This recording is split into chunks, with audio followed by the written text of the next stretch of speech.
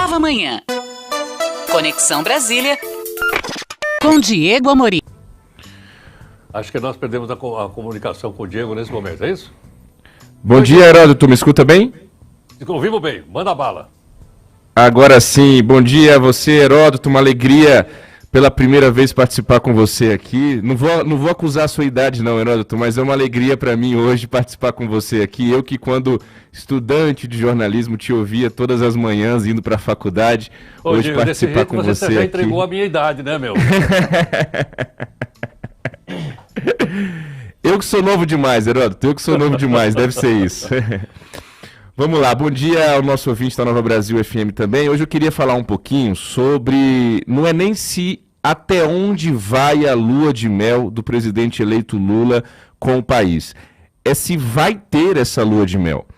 A gente está com o Jair Bolsonaro recluso, isso evidencia muito já o presidente eleito Lula.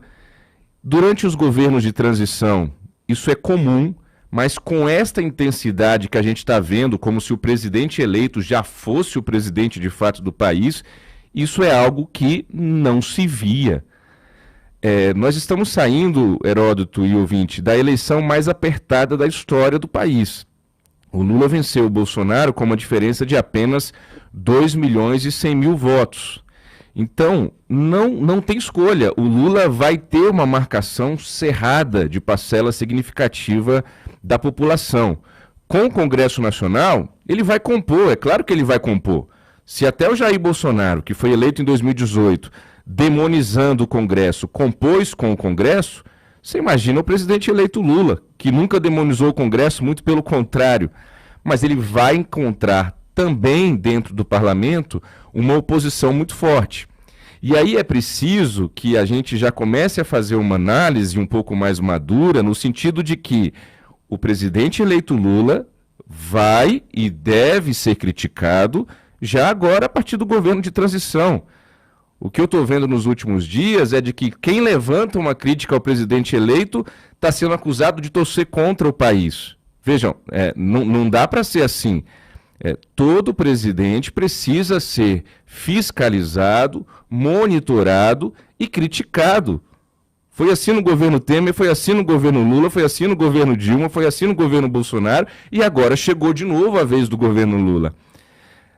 O Lula que chega para governar o país pela terceira vez a partir de janeiro de 2023 não é aquele mesmo Lula, naquelas mesmas condições, que começou a governar o país 20 anos atrás.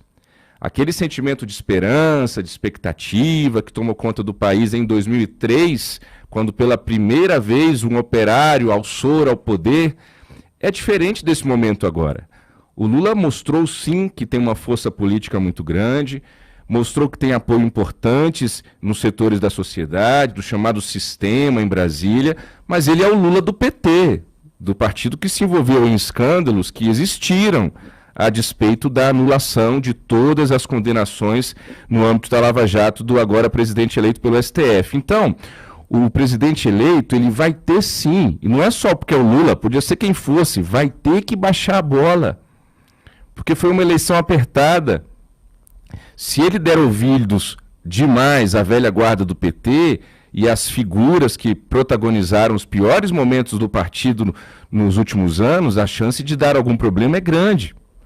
Então o Lula vai precisar entender que ele foi eleito, Heródoto e ouvintes, não exclusivamente por mérito dele. Todo presidente eleito, numa eleição majoritária, ele não tem 100% desse mérito.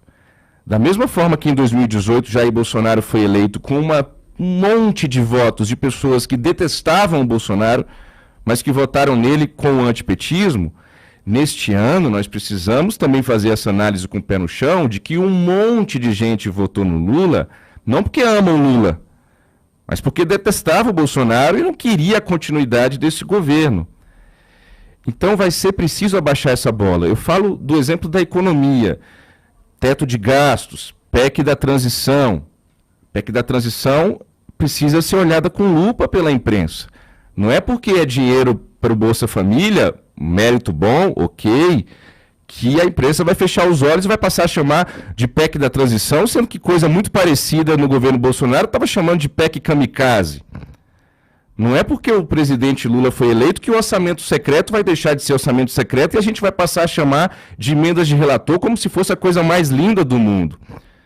Não é porque o presidente Lula foi eleito diante de um governo com um monte de coisas que a maior parte dos eleitores decidiu não continuar mais, que ele vai poder jogar toda a âncora fiscal para o espaço e tocar a vida.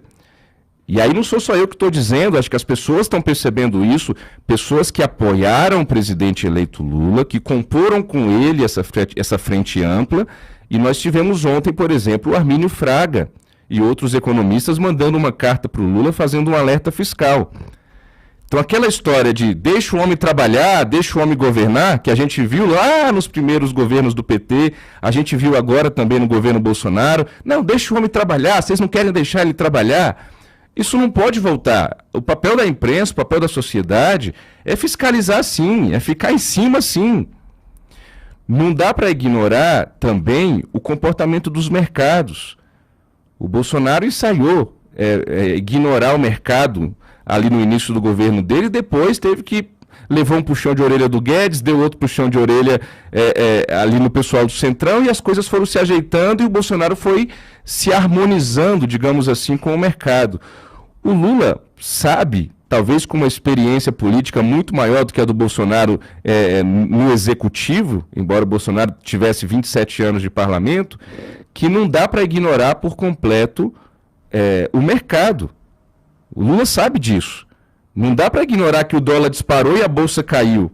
Não dá para ignorar investimentos estrangeiros saindo do país diante de um temor do que vai ser essa âncora fiscal. Então, o que nós vimos ontem, Heródoto, eu acho muito sintomático do Guido Mantega anunciando que deixou a equipe de transição. Aliás, uma equipe de transição gigante. Eu sou jovem, mas eu nunca vi isso na minha vida. Eu nunca vi uma equipe de transição com tanta gente. Vai dar certo mesmo uma equipe de transição como se fosse já um ministério? 100 pessoas, 50 pessoas, 30 pessoas em cada área? É muita gente para agradar. E a gente já falava isso aqui desde a campanha. Eu dizia aí nos meus comentários com o Mauro e com a Michelle, se o presidente Lula ganhar, ele vai ter muita gente para agradar. A frente foi muito ampla. Tudo bem, faz parte do jogo, é o jogo político, é Brasília, mas nós vamos estar aqui olhando, fiscalizando, com lupa. Lula ganhou a eleição, vai tomar posse no dia 1º de janeiro de 2023. Ontem nós tivemos aqui a inauguração da Nova Brasil em Brasília. A gente recebeu uma série de autoridades, com todo mundo que eu conversei, eu perguntava isso, olha, vem cá, como é que está aí o país, como é que vocês estão vendo essa questão das manifestações, nos quartos... Não, Lula vai tomar posse dia 1º de janeiro de 2023, a não ser que aconteça algo assim que esteja muito fora do nosso alcance, algum fato novo, muito surpreendente. Lula vai tomar posse, a maioria dos eleitores brasileiros decidiu assim, mas agora é entender o momento do país, baixar a bola, valorizar o que foi feito, sobretudo na economia nesses últimos anos, a tal autocrítica que se cobra tanto do Lula, do PT, não sei se eles são capazes de fazer, mas é preciso ver que o país não é o mesmo de 2003, nós estamos 20 anos depois, nós tivemos tudo que nós vivemos nessas 2 últimas décadas, e fazer declarações simplórias, caminhando para o fim do meu comentário, Heródoto, fazer declarações simplórias em relação ao agronegócio, por exemplo, Gleisi Hoffmann dizendo aí, o agro não precisa gostar da gente, precisa sim, não é assim que se fala. Da mesma forma que a gente questionava e criticava e colocava o dedo na cara do Bolsonaro com as declarações tortas dele, nós vamos precisar continuar fazendo. Não é porque foram eleitos que a gente vai exaltar. E aí a gente, eu digo, não é só a imprensa não é só olhando para mim como jornalista não, é a sociedade. Vamos essa história de, você quer torcer contra o país? O meu raciocínio é o contrário, não sei se o ouvinte concorda comigo. Eu estou torcendo a favor do país. Por isso que a gente precisa fiscalizar de maneira rígida. Por isso que a gente não pode passar pano para a viagem do Brasil para o Egito para a COP27 com um jatinho de uma pessoa investigada que admitiu e confessou e foi delator ter feito caixa 2. A política é gesto e o presidente eleito Lula sabe disso, você sabe disso, Heródoto, nosso ouvinte sabe. Política é gesto. Tinham 70 milhões de jatinhos nesse país para o Lula pegar. Ele pegou justo desse cidadão. E aí me vem o vice-presidente eleito Geraldo Alckmin dizer que não foi um empréstimo, foi uma carona porque ele estava no avião. É pior ainda. É pior ainda. O presidente nem assumiu. O presidente é o presidente do PT. O brasileiro elegeu o Lula, na sua maioria, mas ninguém está fechando os olhos para a situação do país, para o que aconteceu nos últimos anos. A gente vai ter a posse aqui dia 1º de janeiro, a gente também teve informação de bastidor nos últimos dias aqui em Brasília, que o governo do Distrito Federal, Heródoto, está preocupado com a grande festa que o PT quer fazer no dia 1º de janeiro.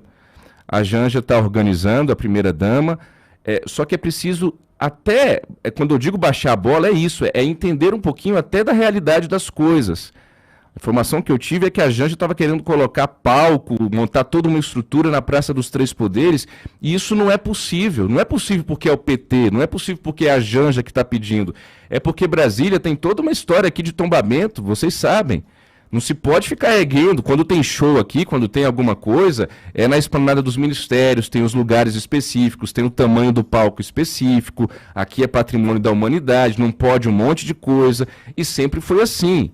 Não pode o PT chegar chegando, achando que porque ganhou a eleição pode fazer o que quiser e vai montar um Lula-palusa aqui na esplanada dos ministérios.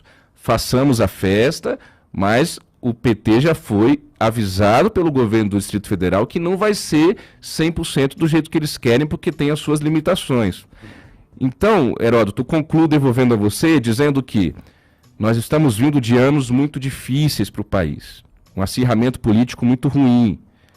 O governo Bolsonaro foi o primeiro governo não reeleito da história desde a redemocratização. Isso tem um peso muito grande. Isso é sinal de que o governo Bolsonaro, a despeito de outras avaliações e interpretações cabíveis também, errou e errou muito. O presidente eleito Lula volta, depois de 2 mandatos lá no início dos anos 2000, depois do desastre econômico da Dilma, depois de um governo Temer super tumultuado, pós-impeachment, mas que por não ter sido eleito como vice, ele teve ali a coragem, a audácia de fazer coisas que outro presidente eleito não faria. Depois a gente vem com o desastre da pandemia e o desastre da gestão Bolsonaro, sobretudo no âmbito da pandemia. E aí agora a gente volta com o presidente eleito. Vamos precisar continuar fiscalizando, e isso não é torcer contra o país, isso é torcer a favor do país. Volto com você, Heródoto. Diego, um abraço, muito obrigado. Um abraço.